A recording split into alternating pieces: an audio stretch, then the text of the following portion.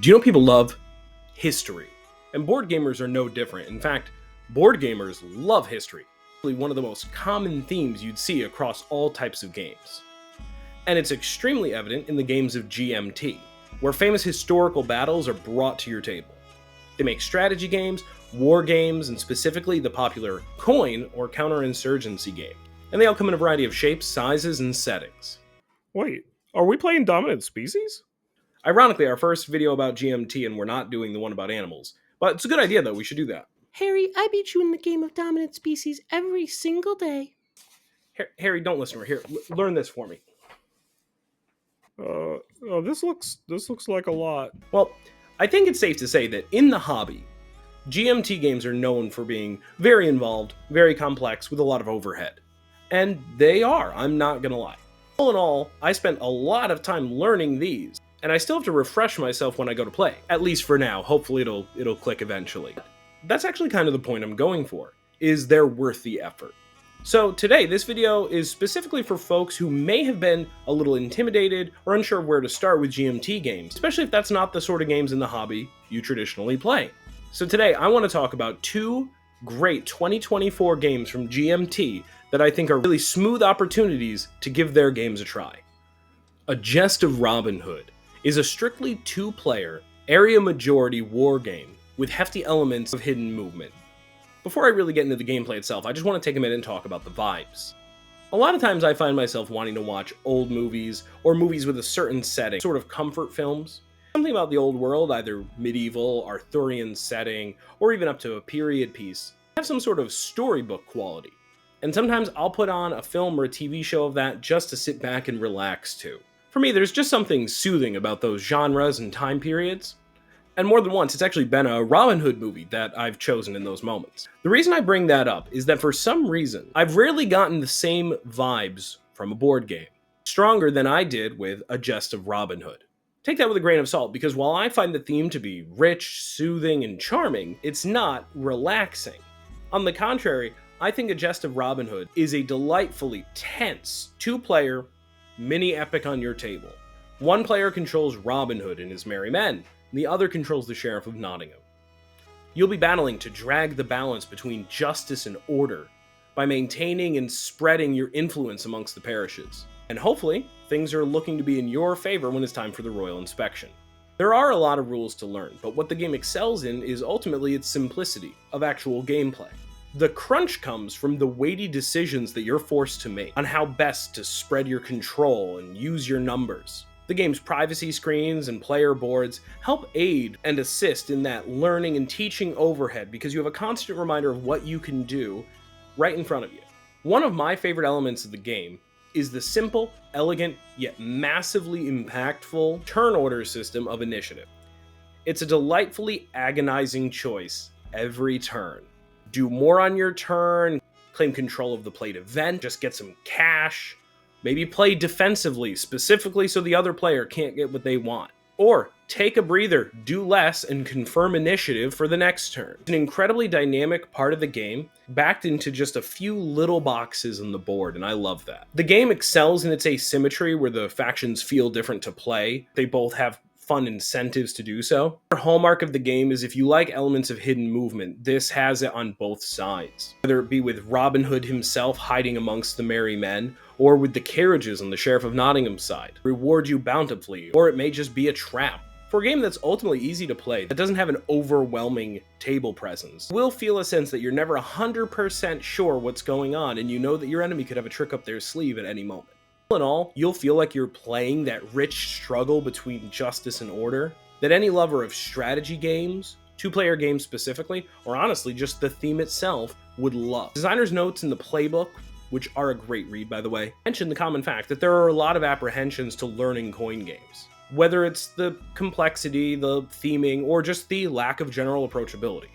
And Gest of Robin Hood was an exercise to create something that had a smaller footprint that would be more approachable compared to other games in the genre, and I think it's a flying success. Not only was it a smooth entry point into GMT for me, but I'm sure it's going to end up being one of my favorite board games of 2024 in general.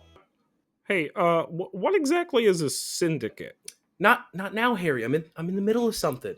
I'm still trying to figure out where the coins come into play. Napoleon, is a strictly solitaire, thematic wargame where you're playing through the life of Napoleon Bonaparte, through different chapters of his intense career. Now, I, Napoleon is a fascinating game that I'd almost describe as more of an experience than what you may expect from a traditional solo board game. When you begin playing it, the game tricks you into believing you're not really doing very much, which is what I thought about myself when I was first playing. I thought the game kind of played itself and I was doing very little. A lot of the cards that come into play are mandatory, which will leave you questioning how much control you really have. But while the cards drive the game, you are still steering. Subtle decisions will come your way, moments you'll revel in, weighing the choices out. It wasn't until after my first game ended badly that I stopped and realized all of those little minor decisions I had made along the way that seemed insignificant in the moments actually crafted and steered the narrative of Napoleon's ultimate capture by the Irish. The game is steeped with historical facts and figures that lovers of the era will really adore, and it'll serve educational to those maybe less familiar, which includes myself. I don't know as much about Napoleon as I probably should. I think the game will require repeat plays to fully appreciate the subtleties of the decision making. You have to be okay with narratively heavy games anyway. That being said, I love it. It's one of those games that I wish I could just leave out all the time and have a dedicated space for, and just play a year or two in-game every once in a while when I had a few minutes, constantly like running a campaign in the background. There are a lot of elements of I, Napoleon that I think are just excellent. The card draw system that lets you continue drawing cards until a dice roll tells you to stop is just a really great mechanism that leaves some unpredictability, just like life does. I also love the thematic notion of Napoleon's luck, something that allows you once every round to re-roll a die roll or manipulate the cards that you've played in some way. There's something about this game that I want to mention that stands out to me personally. I don't know if it's a personal problem or not, but with a lot of solo games, I feel worse losing one than I would a competitive game. In fact, with other players, I normally couldn't care less about winning. I'm someone who enjoys the play no matter what. I like winning, I definitely try to, but at the end of the day, it's not a deal breaker for me when it comes to the hobby. It's always the experience I value the most. And that's true also in solo games, but for some reason, I often feel a little bad if I don't pull it off. But in I, Napoleon, the fact that you are basically crafting a narrative, playing against the facts of history themselves, it makes it more relaxed in a sense that you aren't worrying about winning and losing. It's not that black and white, but more about the quality of that timeline that you're crafting. Of course, you can measure your success, which is great, and some outcomes are obviously better than others. But I still like the ambiguity that comes with the fact that you are playing events to see if you can manipulate them in comparison to the way history actually played out. It almost feels like you're using game mechanisms to tell a story and manipulate history to your own telling. And I find that somehow simultaneously not stressful, but really engaging. So those are my thoughts on I, Napoleon and A Gest of Robin Hood.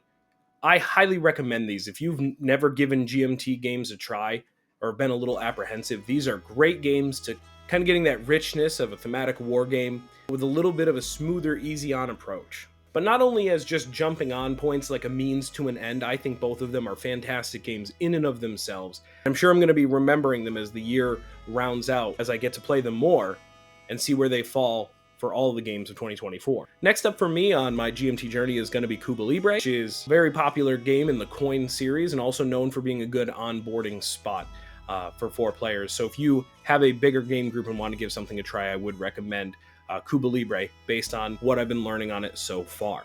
Because of these games, I went from someone who had never touched a GMT game before to now considering myself a big fan.